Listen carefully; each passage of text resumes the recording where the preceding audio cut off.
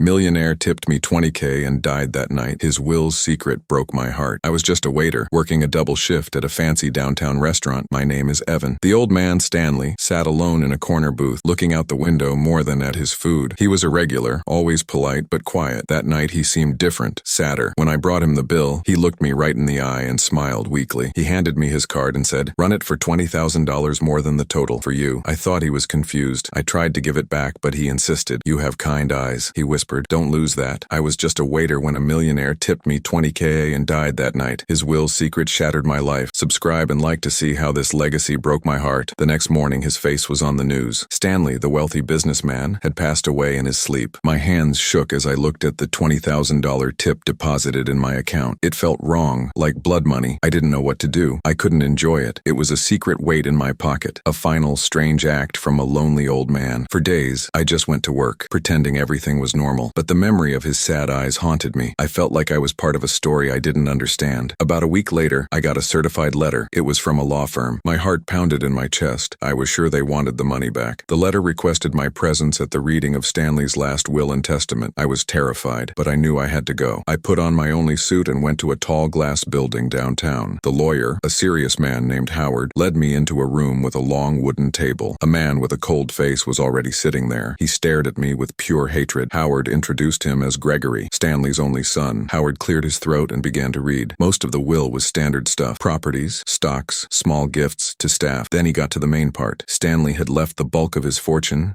millions of dollars, to a new charity foundation for the care of the elderly. But there was a condition. The money would only be released if evidence was found proving that his son, Gregory, had contributed to his declining health through neglect or harm. If no proof was found within 6 months, Gregory would inherit everything. The room went silent. Gregory just laughed, a short, ugly sound. "Good luck proving something that never happened," he sneered. Then the lawyer looked at me. "Mr. Stanley left one final item, a personal letter to be given to Evan." Howard slid a sealed envelope across the table. My hands trembled as I opened it. The letter was short. It explained that Gregory had been isolating him, withholding proper care, and trying to make him seem confused to gain control of his money. Stanley knew his son was waiting for him to die. The $20,000 tip wasn't just a tip, it was payment for a job. "Use this to find the truth," Stanley wrote. "Don't let him get away with it. Don't let my life end as a victory for his greed." That's when my heart broke. It wasn't just about money. It was a father's final, desperate plea for justice. For the first time in my life, I had a purpose that felt bigger than just paying rent. I decided to use Stanley's money exactly as he asked. I started by looking for people who had been close to him. I found out he had a private nurse who was fired by Gregory a few months ago. Her name was Kayla. It took me a few days to track her down. She was working at a small clinic on the other side of town. When I told her who I was and showed her the letter, her eyes filled with tears. "I knew it," she said, her voice shaking. "Gregory told everyone his father was losing his mind, but it wasn't true. He was just lonely and scared." Kayla told me that Gregory had installed security cameras all over the house, supposedly for Stanley's safety, but she suspected he used them to monitor and control his father. She believed the recordings were still stored on a hidden server in the house's study. Our plan was simple but dangerous. We had to get into that house and find the server. Gregory was selling the property and an open house was scheduled for the upcoming weekend. It was our only chance. Posing as a young couple looking for a home, we joined the tour. While the real estate agent was busy with other people, Kayla and I slipped away to the study. The room was just as Kayla described it. Behind a large bookshelf, we found a small hidden panel. Inside was a black box with blinking lights, the server. My heart was racing. I used a portable hard drive I brought with me and started copying the files. It felt like it was taking forever. Every footstep in the hallway made me jump. Finally, the transfer was complete. We closed the panel, rejoined the tour group, and walked out of the house without anyone noticing. That night, Kayla and I sat in my small apartment and watched the videos. It was worse than I ever imagined. The footage showed Gregory yelling at his father, refusing him food, and telling him that all his friends were gone. It was a slow, cruel campaign of psychological torment. We had the proof. We had his voice, his face, his cruelty, all saved on my hard drive. The next day, I called the lawyer, Howard. We arranged a meeting and invited Gregory, telling him we had a proposal about the will. He arrived looking confident, a smug smile on his face. He probably thought I was there to ask for a small payout. He sat down and said, "All right, let's get this over with. What do you want?" I didn't say a word. I just turned on the large television screen in the conference room. I played the videos. Gregory's face went from white to red to a sickly gray. The sound of his own cruel words filled the silent room. When it it was over, there was nothing left for him to say. He was caught. His greed was laid bare for everyone to see. The revenge was complete, but it wasn't for me. It was for Stanley. His legacy was now safe, ready to help hundreds of other elderly people who felt alone and scared, just like he did. And I finally understood the look in his eyes that night. It wasn't just sadness, it was hope. He was passing a torch to a stranger, and I was just glad I didn't let it go out. The silence in Howard's office was heavy, broken only by the sound of Gregory's harsh breathing. The videos had stopped playing, but the images of his cruelty hung in the air like smoke. His face, once smug and confident, was now a mask of disbelief and rage. He shot a look at me, pure venom in his eyes. "You," he hissed, the word dripping with hatred. "You're a nobody, a waiter. How did you do this?" I met his gaze and didn't flinch. For the first time, I wasn't scared of him. "Stanley asked for my help," I said, my voice steady. "I just did what he asked." Howard cleared his throat, his expression unreadable. "Gregory," he said calmly, "the terms of the will are quite clear. The evidence is undeniable. You have forfeited your inheritance." Gregory slammed his hands on the table, making us all jump. "This is illegal. You broke into my father's house. This evidence is inadmissible," he screamed, his face turning a dark shade of red. He pointed a trembling finger at me. "I'll have you arrested for theft, for trespassing. You'll rot in a cell." He then turned on Howard. "And you're fired. You conspired with this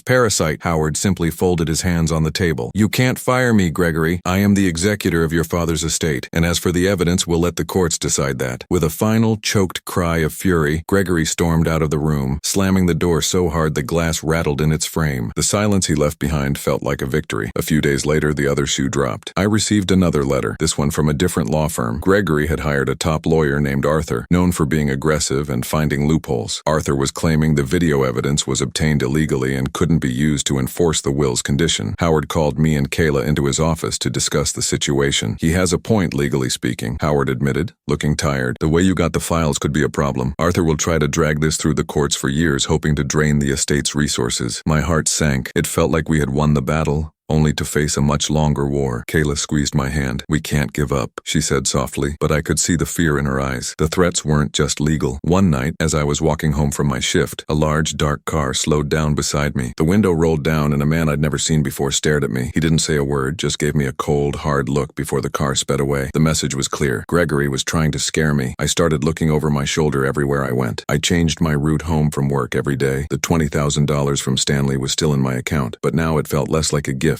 and more like combat pay. I was in a fight against a man who had nothing left to lose, and that made him incredibly dangerous. Amid the stress and fear, something good was happening. Howard was moving forward with creating the Stanley Foundation. He asked me to meet him and the woman he'd chosen to run it, a kind but very professional woman named Jacqueline. She had spent 20 years working with charities for the elderly. "Howard told me what you did, Evan," Jacqueline said, her smile warm. "Stanley would be so proud." His final wish wasn't just about stopping Gregory. It was about creating this. It was about helping people. Howard then made an offer that stunned me. Stanley's will allows the executor to appoint a board member to represent his personal interests. I want that person to be you, Evan. Me, a waiter, on the board of a multi-million-dollar foundation. It was terrifying and wonderful all at once. The legal threat from Gregory and his lawyer Arthur still loomed. At our next meeting, I asked Howard what our plan was. Howard leaned back in his chair and a small smile touched his lips. "I've been going through your father's personal papers. Gregory's father, that is. Stanley was a very meticulous man." He pulled out a document. "This is a signed and notarized authorization Stanley gave to Kayla a year ago. It grants her full access to his home and personal effects, including his security systems, for the purpose of monitoring his health and well-being. Gregory never revoked it." Howard looked at me and Kayla. "You didn't break in. Kayla used her legal access and you were her guest. The evidence is perfectly legal." The relief washed over me so intensely I felt dizzy. Stanley had given us the key long before we even knew we needed to open the lock. With their legal case in shambles, Gregory and Arthur had no choice but to give up. The fortune was officially transferred to the foundation. I never saw Gregory again, but I heard he sold the house and moved away, a bitter, defeated man. My life changed completely. I quit my job at the restaurant and dedicated my time to the foundation. I wasn't an expert, but I had something else. I understood loneliness. I understood what it felt like to be invisible. I made sure the foundation focused not just on physical care, but on giving elderly people companionship and a sense of purpose. Stanley's revenge wasn't just about punishing his son. It was about turning his pain into something that could heal others. He had passed a torch to me in that quiet restaurant, and I was going to make sure it burned brighter than ever. The first few months were a blur of paperwork and meetings. The Stanley Foundation wasn't just an idea anymore, it was a real place with a small office downtown, a logo, and a mission statement. Jacqueline ran the show with an efficiency that amazed me. Howard handled the legal side, ensuring every dollar was accounted for, and I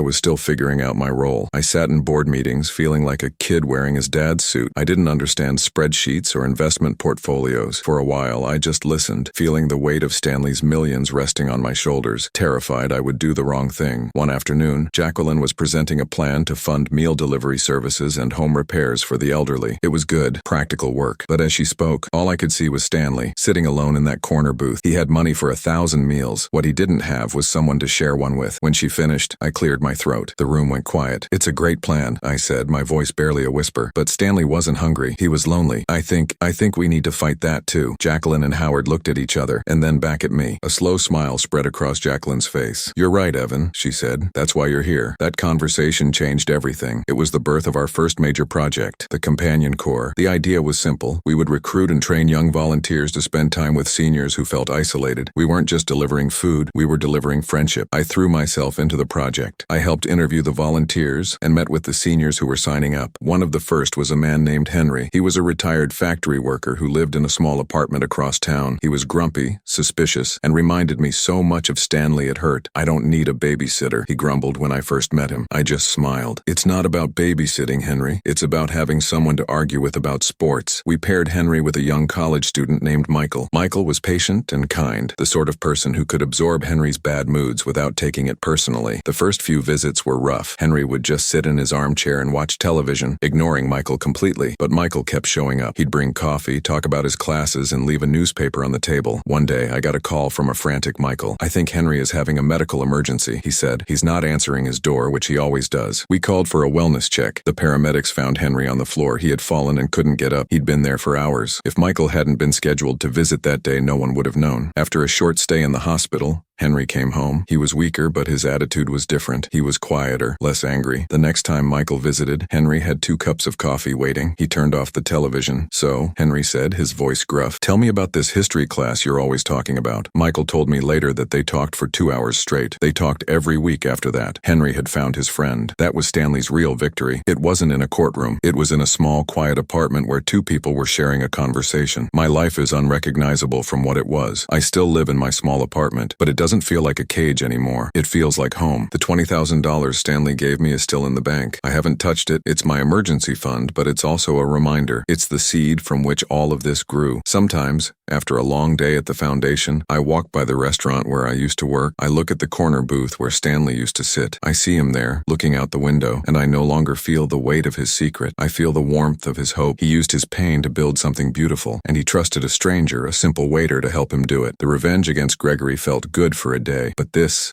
feels good forever. It's a constructive revenge, one that builds up instead of tearing down. Stanley's torch is burning bright, and I'm surrounded by the light. A year passed. The Stanley Foundation was no longer just a name on a legal document. It was a living, breathing thing. Our Companion Corps had grown, with dozens of volunteers like Michael bringing light into the lives of people like Henry. We launched new programs, one to help seniors with home repairs, another providing free transport to doctor's appointments. I found my place not in the spreadsheets, but with the people. I was the one who sat and listened to their stories, the one who understood the quiet ache of being forgotten. I was still just Evan, the waiter, but now I served hope instead of food. The work was healing something in me I didn't even know was broken. One rainy Tuesday, Howard called me to his office. "Evan, we're finally clearing out Stanley's last personal storage unit," he said. "It's mostly old furniture and business records, but there's a box of personal effects. I thought you might want to look through it before we dispose of anything." That afternoon, I found myself in a sterile white room, looking at a single cardboard box. It felt strangely personal, like I was about to intrude on a private conversation. Inside, beneath old tax returns and dusty photo albums, I found a small wooden box. It contained a stack of letters, tied with a faded blue ribbon. They were all addressed to a woman named Beatrice in a small town I'd never heard of. Every single envelope was stamped, "Return to sender." My hands trembled as I opened the top letter. It was in Stanley's familiar, elegant handwriting, though it looked shakier than the note he'd written to me. "My dearest Beatrice," it began. "Another year has passed, Ghost. I hope this letter finds you well. The silence between us is a weight I carry every day. Gregory tells me you want nothing to do with me, that you're happy and don't need your old brother. I try to believe him, but my heart tells me something is wrong. I miss you. My own heart clenched. Gregory hadn't just isolated his father from the world. He had cut him off from his own family, feeding them both lies to keep them apart. This was a deeper, older cruelty than I had imagined. I took the box back to Jacqueline. I showed her the letters and a faded photograph of a young Stanley with his arm around a smiling girl who must have been Beatrice. We have to find her, I said, my voice thick with emotion. This isn't just unfinished business. It's a part of his legacy that's been stolen. Jacqueline agreed without a moment's hesitation. She helped me hire a private investigator, a quiet but effective man named Victor. He was a professional, used to tracking down missing people for legal reasons, but when I told him the story, I saw a flicker of something else in his eyes. He understood this was more than a job. 2 weeks later, Victor called. He had found her. Beatrice was 82 years old and living in a state-run nursing home 3 hours away. According to the records, she had been there for 5 years, with no family visitors listed. The place isn't great, Evan, Victor warned me, and from what I gathered, she thinks her brother passed away years ago, completely broke. Someone told her he lost everything in a bad investment. Gregory's poison had spread far and deep, leaving a trail of broken relationships and needless suffering in its wake. The revenge against him felt incomplete. Punishing him wasn't enough. We had to undo the damage he had done. The following day, I drove to the nursing home. The building had a tired, gray look, and the air inside smelled of disinfectant and sadness. I found Beatrice in a small shared room, staring out a window at a brick wall. She was frail, with the same kind eyes as her brother. I introduced myself gently, explaining that I ran a foundation started by a man named Stanley. Her eyes widened slightly. My Stanley? She whispered, her voice like dry leaves. But he's gone, and he had nothing left. I sat down beside her and took her hand. He's gone? Yes, I said softly. But he didn't have nothing, Beatrice. He had everything, and he never, ever forgot about you. Over the next hour, I told her the whole story. I showed her the letters he tried to send. I told her about his final days, his loneliness, and the foundation he created to fight that very feeling. Tears streamed down her wrinkled cheeks, but they weren't just tears of sadness. They were tears of release. The lies that had walled her in for decades were finally crumbling. The next week, with Howard handling the legal side, we moved Beatrice into a beautiful private care facility funded by the foundation. I visited her every weekend. We'd talk about Stanley, and she'd tell me stories about their childhood. In healing her loneliness, I was honoring him. This was the final piece of the puzzle. Stanley's revenge wasn't a single act of justice in a courtroom. It was 1,000 small acts of kindness, building a world where no one had to feel as alone as he did. The torch he passed me wasn't just for me to hold, it was for me to use to find others lost in the dark. My weekends found a new rhythm, centered around Beatrice. Her room at the new facility was bright and filled with flowers, a world away from the gray box where I'd found her. Each visit, she'd share a piece of Stanley I'd never known. She told me about how he learned to play the piano by ear as a boy, how he once spent his entire summer savings to buy her a bicycle after hers was stolen. He had a big heart, Evan, she said one afternoon, her frail hands holding a warm cup of tea. Gregory didn't break it, he just walled it off from the world. Thank you for tearing down the wall. Her words were a validation stronger than any court victory. She reached into a small bedside drawer and pulled out a tarnished silver locket. It was simple, shaped like a heart. This was our mother's. Stanley gave it to me on my 16th birthday. He'd want you to have it. I tried to refuse, but she pressed it into my palm. It's not for the money you gave me, she insisted gently. It's for the brother you gave back to me. I closed my hand around the locket, feeling the cool metal against my skin. It wasn't a reward. It was a connection. Another piece of the torch Stanley had passed. It was a promise to keep his memory alive, not as a wealthy recluse, but as a kind brother. A few weeks later, a letter with no return address arrived at the foundation's office. It was addressed to me personally. Inside, a handwritten note on plain paper read, "You don't know me, but I was a nurse at the facility where you found Beatrice. My name is Laura. What you did for her was a miracle, but there are 30 other souls still in that place, forgotten just like she was. They talk about her, about the man who came and saved her. You gave them hope, but hope is a cruel thing when it's followed by silence. I could lose my job for this, but I can't stay quiet anymore. Please don't forget them." The letter hit me like a physical blow. I had been so focused on fixing one injustice for Beatrice that I hadn't seen the larger picture. We had plucked one person from a sea of despair, leaving the others behind to drown in it. Gregory's cruelty wasn't just about one woman in one room. It was part of a system of neglect that allowed such places to exist. Stanley's mission, I realized, had to be bigger than I'd imagined. It wasn't just about individual loneliness. It was about the loneliness that festers in broken systems, in places where the elderly are warehoused and forgotten. This was the next frontier of our fight. I took the letter straight to Jacqueline and Howard. I called an emergency meeting. I laid the single sheet of paper on the polished boardroom table. "This is from a nurse at Beatrice's old home," I said, my voice steady. "We saved one person. Laura says there are 30 more." Howard immediately began to talk about legal exposure, the cost, and the sheer scale of taking on a state-run institution. Jacqueline looked at spreadsheets, her brow furrowed with concern over our budget and resources. They were being practical, responsible. They were doing their jobs, but my role was different. My job was to be the keeper of Stanley's heart. I know it's big,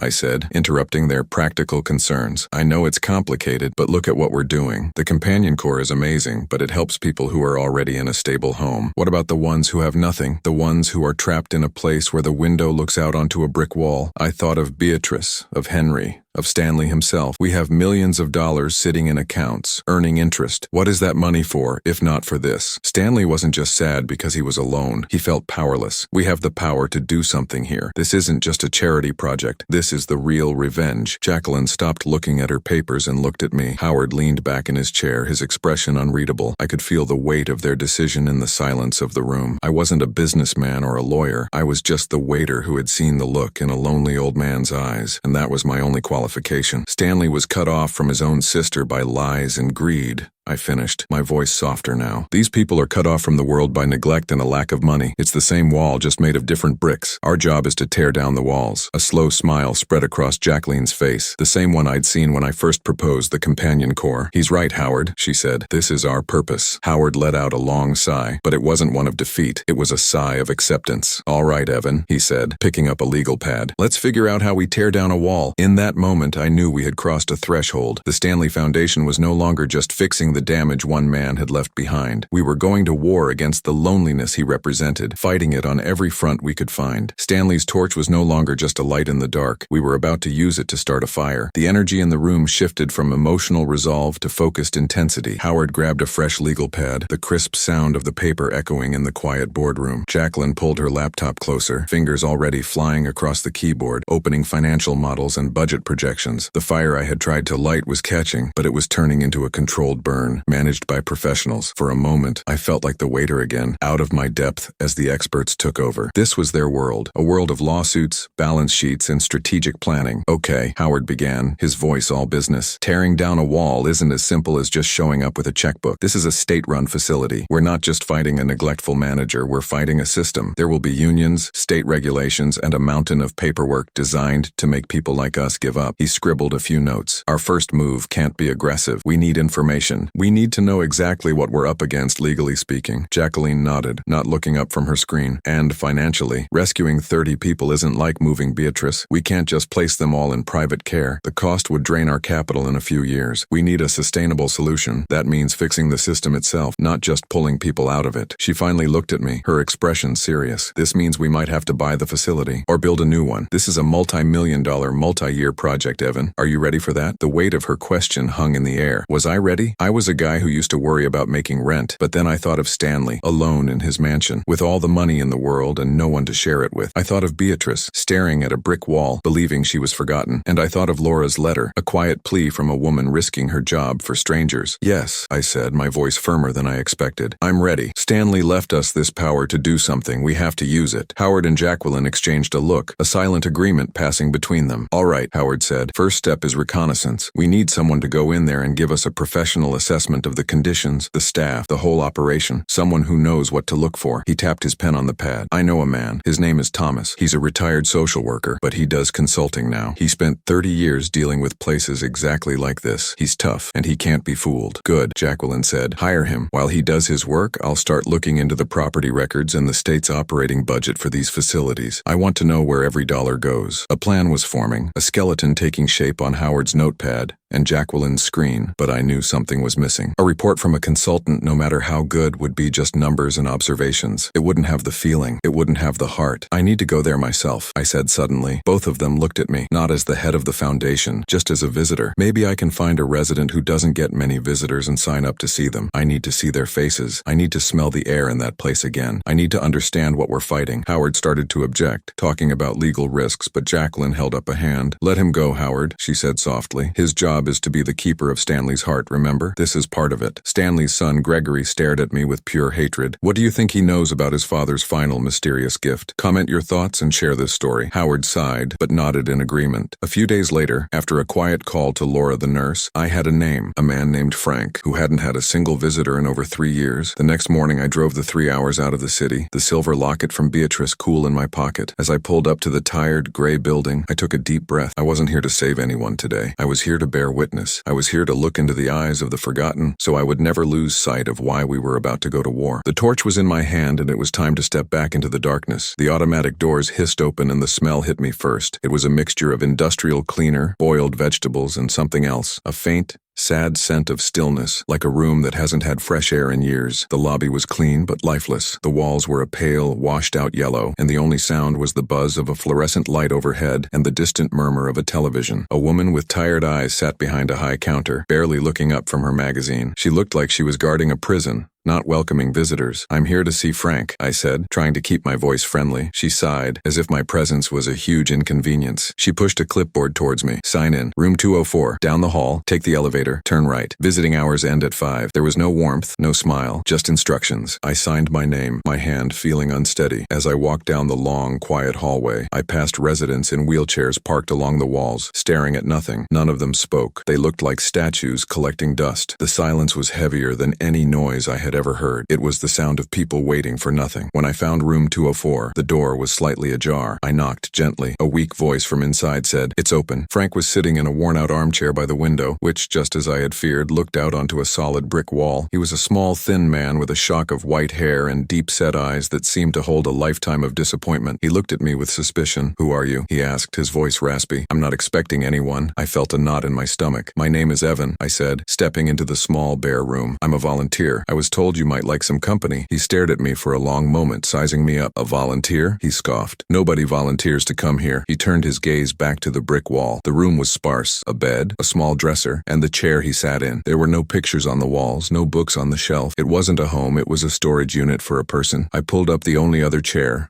a hard plastic one from a small table. "Well," I said softly, "I'm here now, if you don't mind." We sat in silence for a few minutes. I didn't know what to say. How do you start a conversation with a man who has been forgotten by the world? Finally, I just started talking. I told him about my old job as a waiter, about the funny things customers would do. I didn't mention Stanley or the money. I just talked about life outside these walls. At first, he didn't respond. He just kept staring at the bricks. But then slowly, he turned his head towards me. "I used to be a mailman," he said, his voice a little stronger now. "Walked the same route for 40 years, knew every family, every dog, watched kids grow up, go to college." A flicker of light appeared in his tired eyes. "I delivered letters that brought good news and bad news. I was a part of their lives, you see. I mattered." He told me about his wife, who had passed away a decade ago. He spoke of how they used to go dancing on Saturday nights. As he talked, the forgotten man disappeared, and a person full of life and memories took his place. He was no longer just Frank from room 204. He was the mailman who loved to dance. While he was in the middle of a story, a woman in scrubs, a mature aide with a stern face, came in without knocking. "Time for your pills, Frank," she said in a flat, bored voice. Her name tag read Janice. She handed him a small paper cup with 2 pills and a plastic cup of water, watching him with an impatient look until he swallowed them. She didn't acknowledge me at all. As she was leaving, Frank asked, "Janice, could you help me open the window a bit? It's stuffy in here." She didn't even turn around. "Window's broken, Frank, you know that. It's been broken for months." And then she was gone. The casual cruelty of her words hung in the air. A broken window. A man who used to walk miles every day, now trapped in a stuffy room staring at a wall. This was it. This was the system Howard and Jacqueline talked about. It wasn't just big, evil acts. It was 1,000 small moments of neglect, of not caring, that slowly crushed a person's spirit. I stayed until the end of visiting hours. When I got up to leave, Frank looked at me, and his eyes were wet. You'll come back?" he asked, his voice barely a whisper. The question was filled with a fragile hope that was painful to hear. "Yes," I promised, my own voice thick with emotion. "I'll be back next week, Frank. I promise." I walked out of that building and back into the sunlight, but I felt like the darkness of that place had clung to me. The consultant Thomas would give us reports and data. Jacqueline would give us financial plans. But I had what we really needed. I had Frank's face in my mind. I had the memory of his question. This wasn't about revenge on Gregory anymore. This was a rescue mission. And I knew with a certainty that chilled me to the bone that we were in a race against time. The torch in my hand wasn't for starting a fire. It was for leading people out of the dark. The 3-hour drive back to the city was a blur. The sun was bright. The sky was a brilliant blue. But all All I could see was the grayness of that building and the darkness in Frank's room. His hopeful, desperate question, "You'll come back?" echoed in my head. It wasn't just a question, it was a lifeline he was throwing out, hoping someone would catch it. I gripped the steering wheel, the promise I made to him feeling like a sacred oath. This was no longer about Stanley's money or getting back at Gregory. It was about Frank. It was about Beatrice. It was about every single person left to fade away in a room with a broken window and a view of a brick wall. The next day I met Howard and Jacqueline in the same conference room. The polished table and fancy chairs felt like they were from a different planet. I wasn't the same person who had sat there a week ago, scared and unsure. I told them everything. I described the smell, the silence, the vacant eyes of the residents in the hallway. I told them about Frank, the mailman who loved to dance, now trapped in a chair. I described the aide, Janice, and the casual way she dismissed his request to open a window that had been broken for months. She didn't even look at him when she said it, I explained, my voice tight. It was like he wasn't a person. He was just a task to be completed. Howard and Jacqueline listened without interrupting.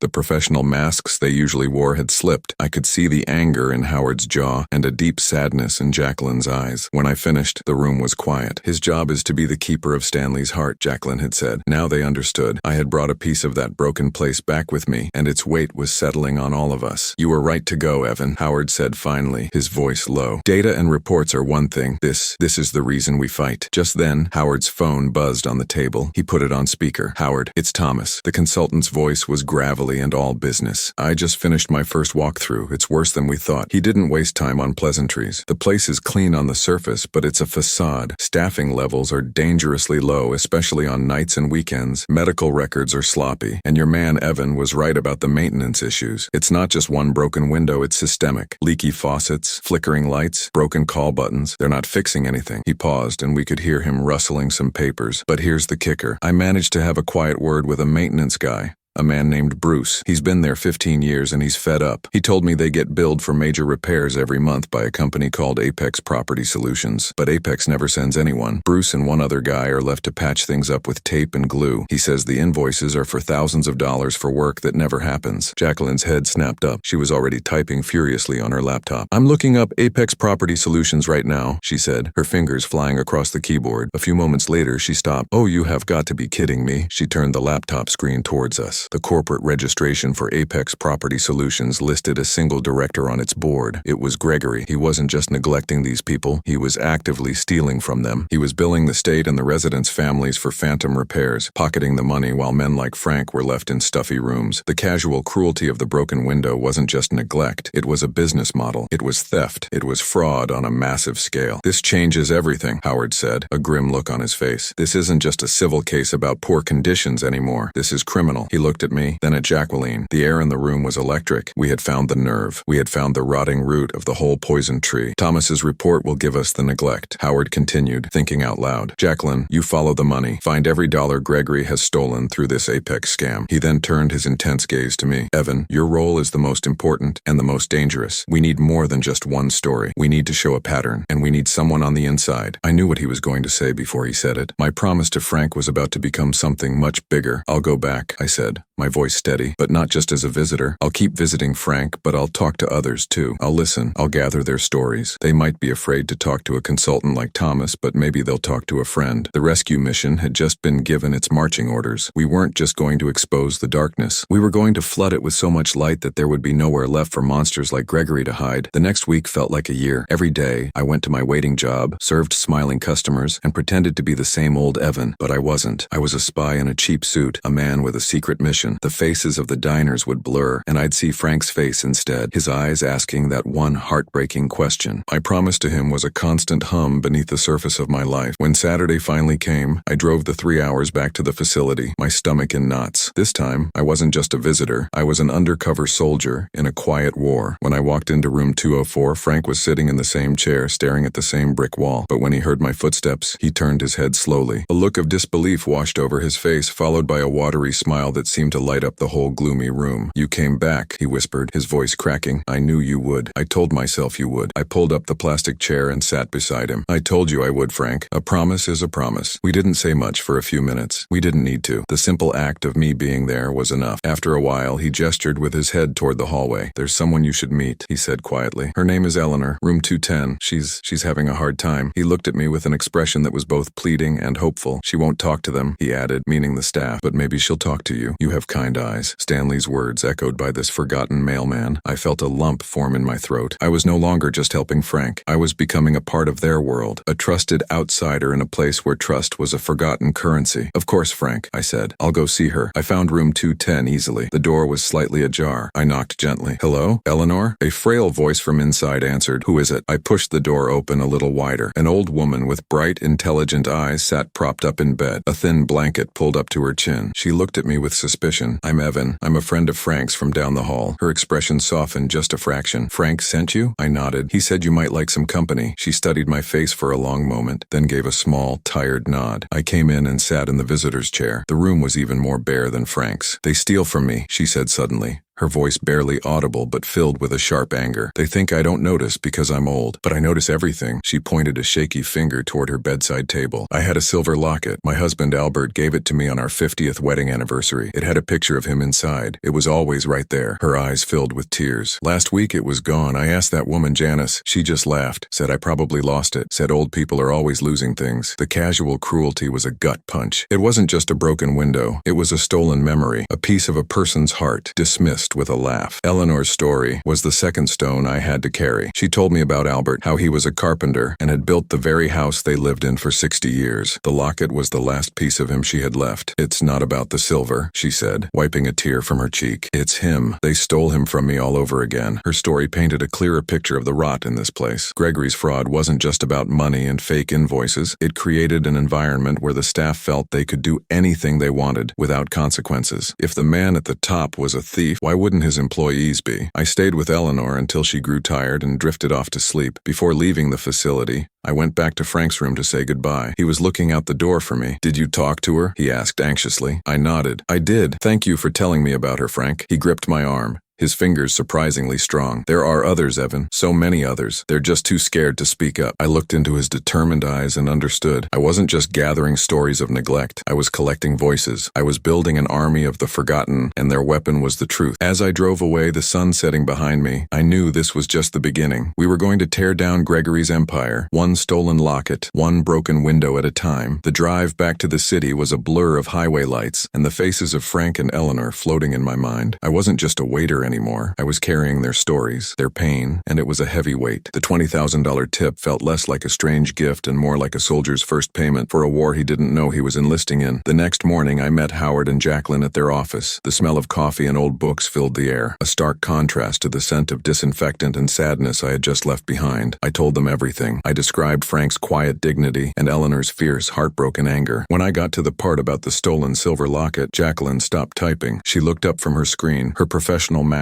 gone, replaced by raw fury. He gave it to her on their 50th anniversary. I repeated Eleanor's words. She said they didn't just steal the locket, they stole her husband all over again. Howard leaned back in his chair, his hands steepled under his chin. It's the perfect metaphor for what Gregory is doing, he said, his voice a low rumble. He's not just stealing money, he's stealing memories, dignity, the last precious pieces of people's lives. Jacqueline turned her laptop back around. It's worse than that, Howard, she said. The petty theft on the floor is a symptom. The real disease is here. She pointed to a complex web of transactions on her screen. Apex Property Solutions has been paying a monthly management fee to a second shell company, Keystone Holdings. And guess who the sole director of Keystone is? She didn't have to say it. Gregory. He's laundering the money he steals from the residents, Jacqueline explained. He's washing it clean, using it to fund his lifestyle. New cars, expensive trips. I found a receipt for a custom-tailored suit that cost more than Eleanor's locket is worth 100 times over. The cold, calculated nature of it made me sick to my stomach. This wasn't just neglect, born from laziness. It was a deliberate, cruel business. Every leaky faucet and stolen keepsake was profit for Gregory. We have the money trail, Howard said, his eyes fixed on me. We have the consultant's report on neglect. What we need now, Evan, is the heart of the story, the voices. Frank was right. You need to find the others. So the next Saturday I drove back. The knot in my stomach was tighter this time. I felt like I was walking into enemy territory, and the staff's eyes seemed to follow me with more suspicion. Janice, the nurse Eleanor had mentioned, gave me a cold, hard stare as I I signed in, I went straight to Frank's room. He was waiting for me, a flicker of hope in his eyes. After we talked for a bit, he nodded toward the door. "Walter," he said in a low voice. "Room 215. He used to be a music teacher. Now he just sits in silence." I found room 215 at the end of the hall. The door was closed. I knocked softly. No answer. I knocked again a little louder. "Go away," a weak voice mumbled from inside. "Walter, my name is Evan. I'm a friend of Frank's." I heard a slow, shuffling sound, and the door creaked open a few inches. An old man with a cloud of white hair and the saddest eyes I'd ever seen peeked out. He looked me up and down. "Frank sent you?" he asked, his voice raspy from disuse. I nodded. He hesitated for a long moment, then opened the door wider and shuffled back to a chair by the window. The room was silent except for the hum of the air unit. There was a small, dusty keyboard on a stand in the corner. "Frank said you were a music teacher," I said gently. Walter didn't look at me. He just stared out the window. "I was," he finally said. "My hands, they don't work so well anymore. Arthritis." He held up his hands, the knuckles swollen and gnarled. "But the worst part isn't that I can't play," he continued, his voice cracking. "It's that I can't listen." He explained that his hearing aid had broken 2 months ago. He had told the staff every single day for a week. Janice had told him it was ordered. Then she said it was on back order. Now she just ignored him when he asked. "The world is muffled," he whispered, tears welling in his eyes. "All the sounds are gone. Music, birds, even the sound of my own voice. It's all just a dull hum. They've put me in a world of cotton." This was a new kind of cruelty. It wasn't just theft or neglect, it was sensory deprivation. They were erasing his world, sound by sound, because fixing a hearing aid was an expense Gregory didn't want to approve. It was cheaper to let a man's world go silent. I sat with him, just letting him talk, letting him pour out the frustration of living in a muffled prison. As I was leaving, he touched my arm. "Thank you," he rasped, "for listening. Even if I can't hear you well, I know you did." Driving away that evening, I felt the weight of another story on my shoulders. A stolen locket, a broken window, a world of silence. We weren't just building a legal case anymore. We were collecting the pieces of stolen lives, and soon we would demand they be returned. The following week, the drive to the facility felt different. I wasn't scared anymore. I was angry. The faces of Eleanor and Walter were burned into my mind. I was their messenger, their only link to a world that had forgotten them. When I signed in, Janice was at the desk again. She didn't just give me a cold stare this time. She picked up the phone as soon as I walked down the hall, her eyes following me. I knew she was reporting my visit. The enemy was aware of me now. I went to Frank's room first. He looked tired, but his eyes lit up when he saw me. "They've been watching you," he whispered, not even saying hello. "That woman, Janice, she asked me who you were. I told her you were my nephew." I felt a surge of gratitude for his quick thinking. He was protecting me. "Thank you, Frank," I said. He shook his head. "We have to be careful, but we can't stop." He leaned closer. "Room 104. Her name is Minnie. She's not always clear. They give her pills to keep her quiet, but she knows. When she's having a good day, she knows." I found room 104 near the front of the building. The door was closed, but I could hear a faint repetitive sound from inside, a soft thumping. I knocked. "Minnie?" The thumping stopped. I heard a muffled, sleepy voice. "Go away." I spoke gently through the door. "My name is Evan. Frank sent me. He said you might want to talk." There was a long silence. I was about to turn away when I heard the lock click. The door opened a crack and a woman with clouded blue eyes peered out. Her face was puffy, her movements slow and sluggish. "Frank?" she slurred softly. I nodded. She let me in. The room was neat, but it had a strange, sweet, chemical smell. Minnie sat on the edge of her bed. The thumping sound had been her tapping her foot against the bed frame. "They make me sleepy," she said, her words thick. "Always sleepy. I don't like it." She struggled to focus on my face. "My son, David, he brings me puzzles, crosswords, to keep my mind sharp." She pointed to a stack of puzzle books on her nightstand, all of them untouched. "But my head is full of fog. Can't think." She started to cry, slow, thick tears rolling down her cheeks. I told them. I said the pills are too strong. Janice said the doctor knows best. She smiled when she said it. It was a quiet horror. They weren't just neglecting these people, they were actively drugging them into submission. Minnie wasn't a person to them. She was a problem to be managed, a voice to be silenced with a pill. She told me her son David had complained, but the facility staff told him his mother was difficult and that the medication was necessary for her agitation. They had turned her own son against her, making him believe she was the problem. "He thinks I'm losing my mind," she whispered, her voice breaking. "But it's the pills." "I know it is." She gripped my hand, her eyes suddenly clear for a moment, a spark of the person she was underneath the fog. "Please," she begged. "Tell David. Tell him I'm still in here." That plea was the heaviest stone yet. I left her room feeling like I was suffocating. I saw Janice in the hallway, watching me with a smirk. She knew exactly what was happening. She was a foot soldier in Gregory's cruel army. I just nodded at her and walked out, my heart pounding with a cold, hard rage. This wasn't just about money anymore. It was about saving lives. On my way out, I saw a man arguing with a different nurse at the front desk. He was in his 40s with a tired, worried face. "I'm telling you, my mother is not herself. She's getting worse, not better," he said, his voice full of frustration. "Sir, we are following the doctor's orders," the nurse replied flatly. It had to be David. I waited outside. When he came out looking defeated, I walked up to him.